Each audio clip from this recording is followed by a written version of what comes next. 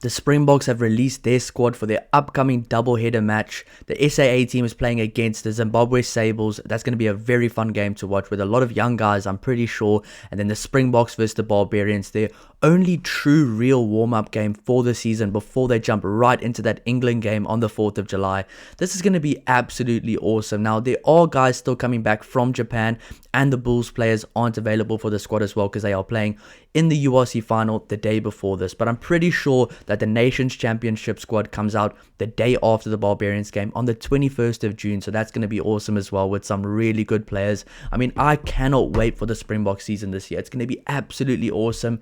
And I think I have an idea of why some of these guys were selected here. Now, there's a lot of guys that are part of the SA Under-20 team that have maybe missed out due to injury in the last few weeks for the games that probably will play in the SAA team. And there's a lot of guys that just want to get match fit, match ready within the squad for the Barbarians game before the England game for the Springboks. But I'm going to break it down here by their positions. Thankfully, the whole graphic I've been given here has them in their positions, but there's some really good players here. Let's get right into the team. So starting with the props, we have Neertling Fischer, Henry Jacobs, Vincent Koch, Dani Creer, Ntotoko Mchunu, Oxenchair, Zachary Porton, Oliver Reed, and Bohan Venter. Now, that being said, I will also be doing a video coming out this week of who I think Rassie will select for the Barbarians game, and also who I think they will select for the SAA game. All their teams, they're 23, so that video will be coming out later this week. So if you do enjoy the content, please don't forget to like and subscribe. It really helps the channel grow. And if you enjoy the Springbok content as well, there's going to be a few videos coming out this week. So hit the subscribe button and hang around. But looking at the props, there's some really good players, but you can clearly tell that they are missing a few names there, like a Gerard Steenkamp, a Wil Kulo, a Jan-Hendrik Wessels. So there are a few guys definitely that they will be missing for this game that will be coming back after that URC final. And just looking at that Bulls squad, there's a lot of valuable international players there that I think are going to get a lot more game time this year. Looking at the hookers, we have JJ Kotze, Malcolm Marx, Siposetu Mnebelele, Liam van Wyk, and Andre Venter. Now, very good to see JJ Kotze and Andre Venter there. I do think Mnebelele will get game time with the SAA team because he hasn't been playing much because of an injury. Now, he's obviously moving from the Bulls to the Sharks, which is going to be an absolutely awesome signing for the Sharks. He is one of the guys that I think will have a massive career in the Springbok jersey one day. One of those players, he just looks ready for the international stage, but I fully expect him to be playing for the SAA team to just get a bit more game time before the under-20s go on their tour the next week to the World Cup. Moving on to the locks, we have Lodi Jager, Eben Etzebeth, Salman Marat, and Riley Norton. Now, I'm not too sure how many of those guys will be available to play. I did read that Lodi Jager is back from his injury now as well. So that's going to be very interesting.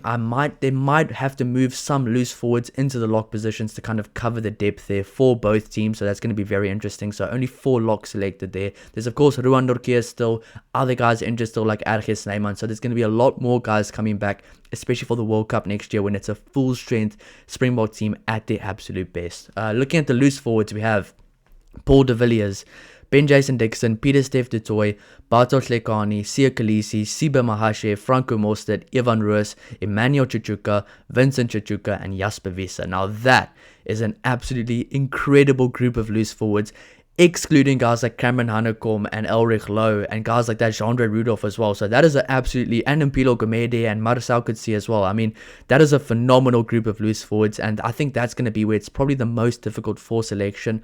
But looking at that, if guys like Peter Steph de Toy are available, or Ben Jason Dixon, I fully expect those kind of guys to be playing in the lock position. Same with the Franco Mostert as well, because there are other guys there that can cover the loose forwards and that are out and out loose forwards, and there are guys there that are hybrid lock players as well. So always good to see hybrid players. It always makes selection so much easier and probably boosts those guys' chances of selection by a lot as well. Moving on to the back line in the scrum halves, we have Faf de Klerk. That's a very interesting name to see there.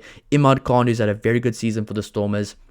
Hashim Peed, we all know Hashim Peed. He's been spoken about for the last few months. One of the kind of up-and-coming stars in South African rugby. Niku Steyn, who's been quite impressive with the Lions as well. And obviously, probably the informed scrum half right now outside of Embrus Papier, Grant Williams. Now, Kobus Reinach is injured, so it makes sense to not see his name there. But guys like that, I think Faf de Klerk and Grant Williams will probably get a lot more game time there with Imad Khan and Hashim Peet probably for the SAA. I mean, anything can happen. Maybe Grant Williams still will be rested and guys like Faf de Klerk and Hashim Peet will play, or Faf de Klerk and Imad Khan. So that's going to be very interesting to see how they manage selection there for that game. I'm so excited for these games. Even watching the SAA team against the Zimbabwe Sables. The Sables team is no joke either. That's going to be a very good test for this team as well. And I will have a video coming out about the Zimbabwe Sables, and I really think they might just shock a few people at the 2023 World Cup. As a Springbok fan myself, I probably will be supporting the Zimbabwe Sables as my second team at the World Cup. It's always important to support those kind of neighbor countries. We always support Namibia when it comes to the World Cup, and I think Zimbabwe, it's not going to be any different. There's some really talented players in that team as well. And I think that SAA game versus Zimbabwe Sables is going to be definitely a game you must watch. It's going to be a very fun game to watch. Looking at the fly halves, we have Yakin Ahmed, Vusi Moyo, and Mani Lebok. A really exciting group of fly halves there. I fully expect Yakin Ahmed and Vusi Moyo to kind of maybe be playing in the backline together for the SAA team, or one starting and one on the bench, with Mani Lebok starting for the Springboks.